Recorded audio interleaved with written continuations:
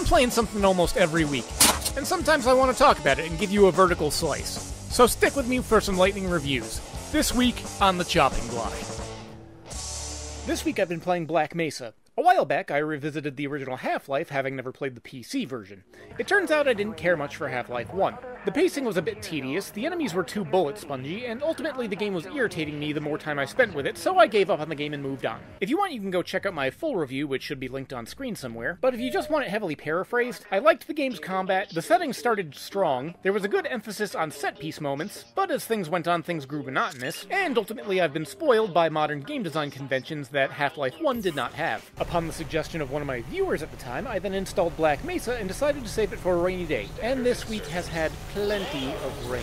For the potentially unfamiliar, Black Mesa is a from-the-ground-up modern remake of Half-Life made by a group called the Crowbar Collective. There was no official endorsement or development from the Valve, yet it exists on their Steam storefront. Something I find amazing in this era of modern game companies continually being the absolute worst. Anyway, I feel a little guilty for saying this, but the graphical upgrade did a lot for me. I say I feel guilty because I'm one of those people that argues against bleeding-edge graphics and strongly believes mechanics and interaction should be a much higher priority. In fact, I'm about to drop what I might consider my hottest take gaming opinion. Graphics didn't need to get any better than the PS3 and Xbox 360 generation. Then again, Black Mesa isn't exactly a visual powerhouse, using assets that would look right at home on the PS3 and Xbox 360 version of the orange box. And that may be all it needed for the graphical boost. I'm focusing on visual fidelity so much because it did wonders for immersion and differentiation of environment. The lighting and level structure even went so far as to turn the mood into an almost horror-like experience.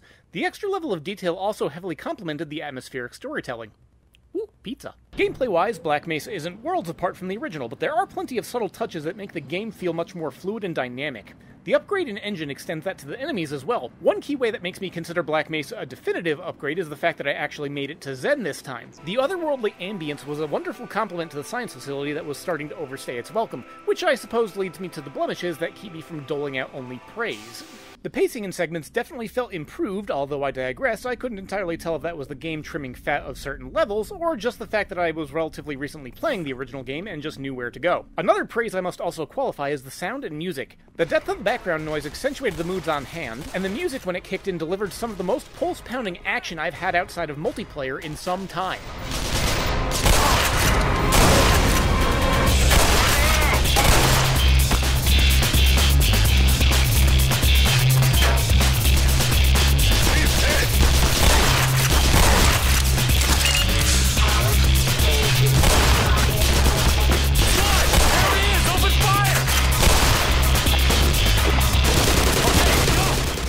Fortunate that the music only responded to environmental triggers as opposed to enemy presence or other indicators, because there was more than one occasion where I finished a fight, and then with a hard and heavy battle theme playing, I bravely made my way to an adrenaline-filled sequence of topping off my health and shields at a nearby dispenser.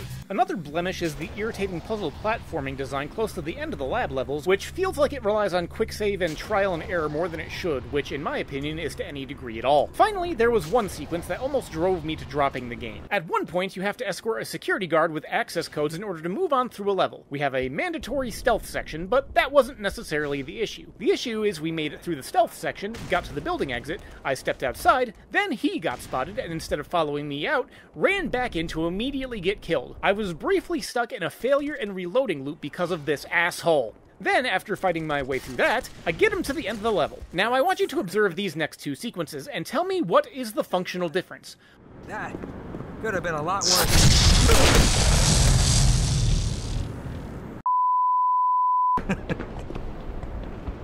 I tell you what, that could have been a lot worse. Wait, what?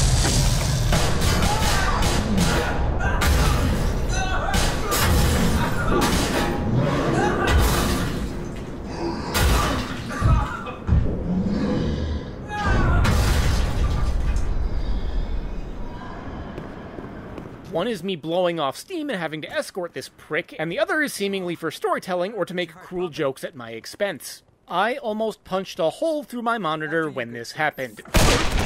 Now, in spite of my negative rambling for the last couple paragraphs, I don't want you to take away the message that I didn't like Black Mesa. Far from it.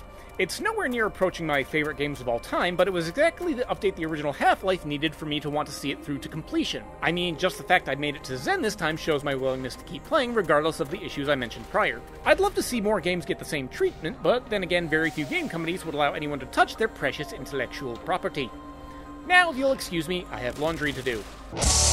Hey, thanks for sticking around all the way to the end. Remember that I give away Steam keys with my regular weekly uploads, and all you have to do to enter is leave a comment and have contact info on your YouTube profile. But as always, thanks for watching and keep your head on your shoulders.